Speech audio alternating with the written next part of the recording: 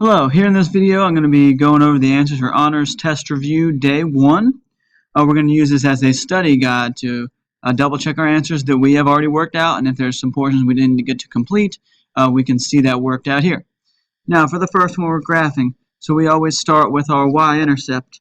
So I'm going to start with a -4 on the y-axis.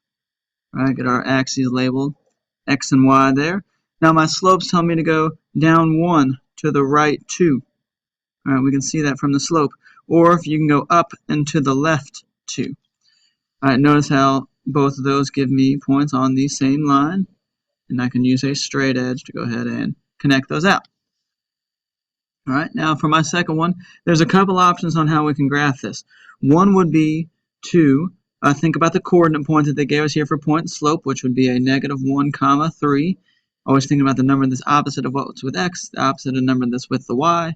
So I could plot that -1, 3 if I wanted to, and then use my slope of up 2 over 1 to graph.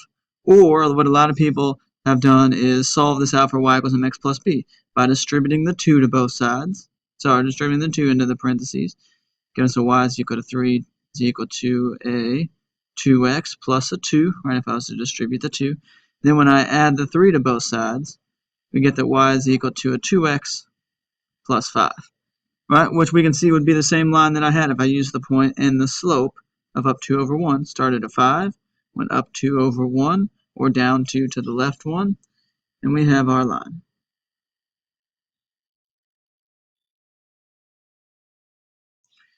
Right, now for this section, it wants us to write an equation for the following line. So we want to do this in a y equals mx plus b. We could use point and slope. I'm going to use y equals mx plus b, though.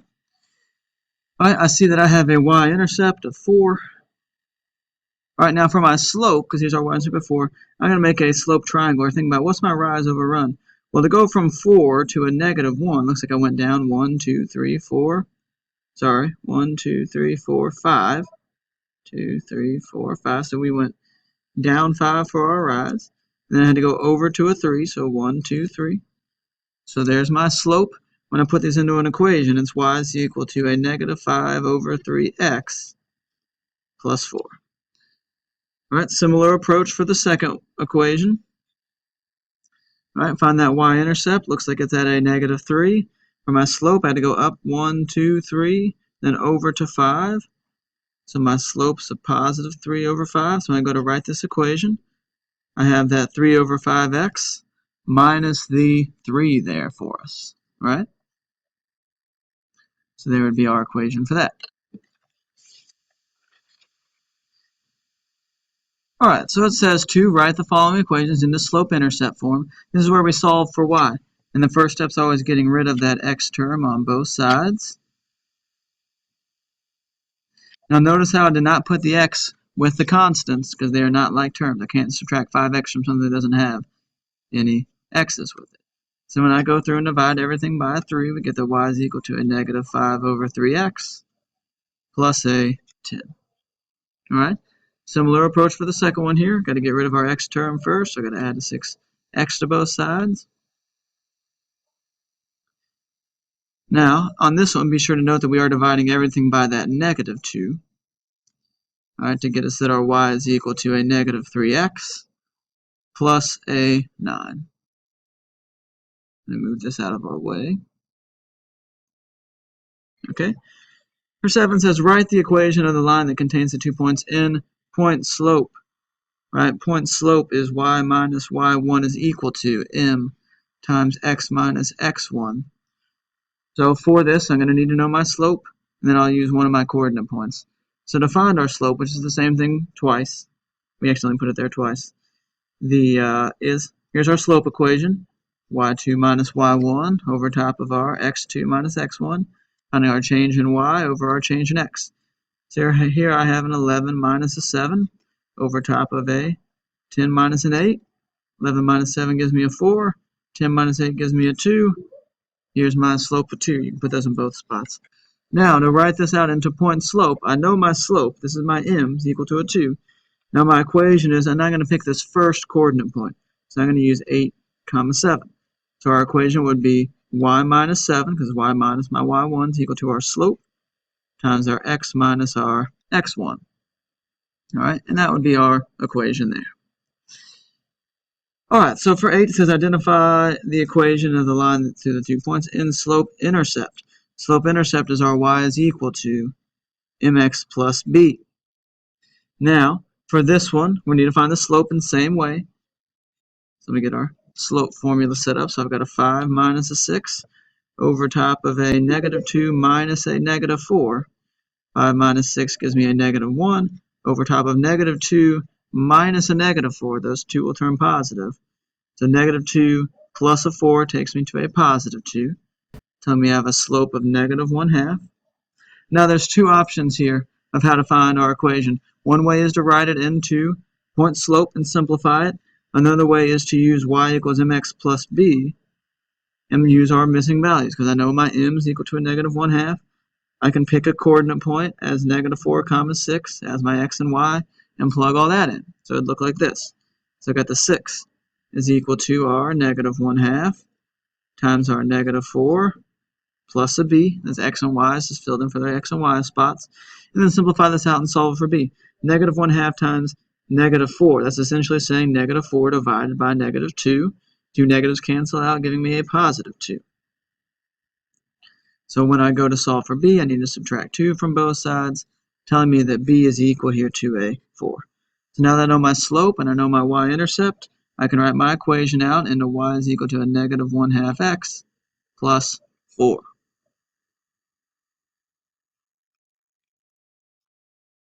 Alright, so for number 9 here, we have find the x and y intercepts for the following equations in standard form. Alright, so what it wants us to do is this. Let's think back to our x and y intercepts. X-intercept, it's going to have an x value, and then my y coordinate's always a 0, because I've gone nowhere in the y direction. I have to be on that x-intercept. Alright, x-intercept's only on this line. Hasn't gone up or down anywhere, so it has a y coordinate of 0. Y-intercept, the reverse is true. We're somewhere on this y-axis, so I've gone 0 in the x direction. So to find these missing values, we just plug in for our x or our y. So to find my y-intercept, I'm going to plug in a 0 for my y into our equation. Anything times 0 is a 0, so this is really just a negative 3x is equal to a 24. When I divide both sides by that negative 3, we get a negative 8 here for our x-coordinate. Now similar for the y-intercept, we're plugging in 0 for x. And when we do that, we basically are left with now a 4y is equal to a 24. I divide both sides by our 4 here, and we get a 6. Right? And that's how this one works as well. So we know that this is guaranteed to be a 0. This is guaranteed to be a 0. And some people like to think of it for our x-intercepts. I'm only just looking at the x number and and what we're equal to, which is true. So I can essentially just leave the y off because it's a 0. 5x is equal to a negative 40. Divide both sides by the 5, get a negative 8. For our y-intercept, this x term's gone. We have a negative 4y is equal to a negative 40.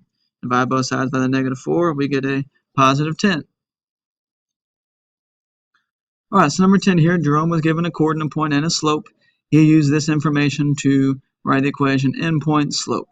Now, for the coordinate point, we know the coordinate points come in x comma y, but since this equation is naturally y minus y1 is equal to our m times our x minus our x1, these negative signs here cause us to think opposites. Right, so if I see an x minus 1, that means it had to be a positive 1 that I plugged in, right? Because two negatives would cancel out and turn positive. And that's what happened here. In order for this to turn positive, my y1 had to be negative. So you can think about it as not a positive 4, but a negative 4.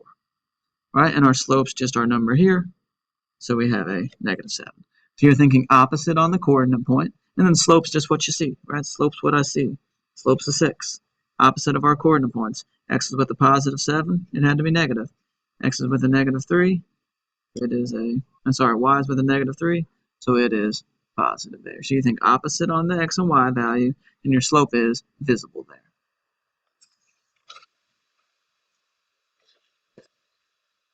Alright, so looking at this one here, we have Vincent wants to have his bike fixed. We got a couple different companies here. There's a Mr. Fix-It gives us an equation. Bikeland gives us a table. Which company has the larger charge per hour of labor? when I see this, I should be thinking slope. Right, so Mr. Fix-It has a slope of 5. Right, let's find the slope for Bikeland. Slope's what we change by over and over again. It looks like I'm changing by 10. Right, so if Bikeland's changing by 10, right, it has the greater rate of change there. Right, that's our justification. Mr. Fix-It charges 5 per hour. Right, Bikeland charges 10 per hour. Right, and we saw that from the slope from the equation, and we saw that from our slope that we found from the table. All right, which company charges more for parts? That's our B. That is our y-intercept. It's a one-time fee. So let's look back. Mr. Fix-It. Looks like he has a y-intercept of 20 there. All right, but Bikeland, now remember from a table, our y-coordinate is our y-intercept is always 0, something. So here is our y-intercept. It's at 15.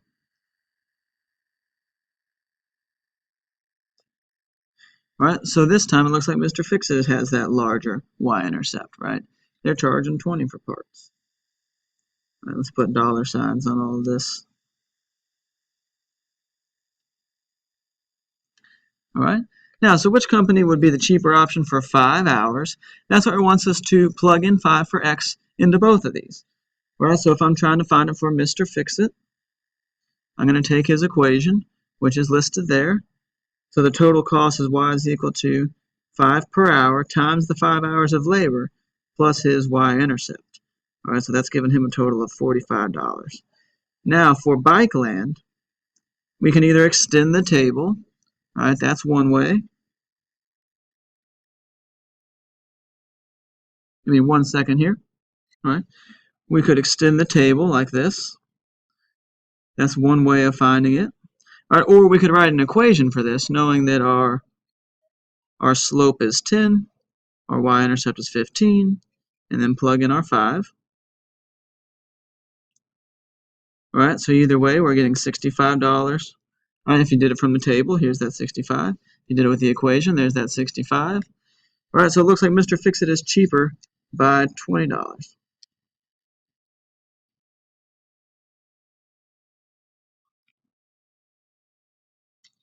All right, great. Now it says for the function f of x is 5x plus 3. What's f of negative 4?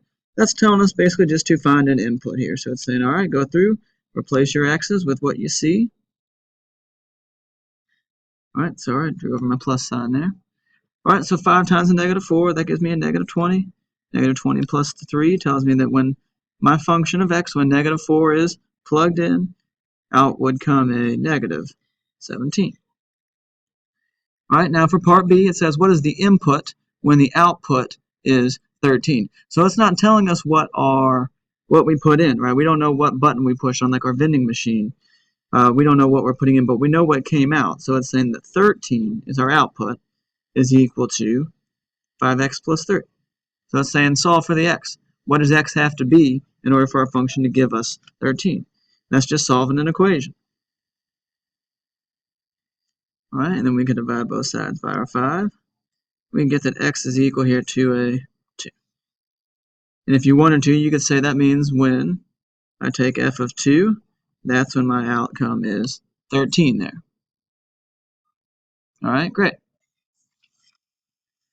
Now determine if the following are functions. All right, so looking at this, and now remember, we're looking to see if there's any, a couple of things. So if we're looking on a graph, we're looking for vertical line test. If we're looking at tables or coordinate points, we're looking, are there multiple outputs for the same input, right? Because x is input, y is output. You can think about it as a vending machine. If I push 3 and I get a candy bar number 5, that's fine. As long as when I push 3 again later, I better still be getting that candy bar number 5. So since we don't, this is not a function. All right, and the reasoning is we have we have 2 outputs for 1 input. Right, now this one, using the vertical line test. Right, vertical line test is where we drag a vertical line across. We see that it does not hit it at more than one spot. So this would be a function because it has one output for each input.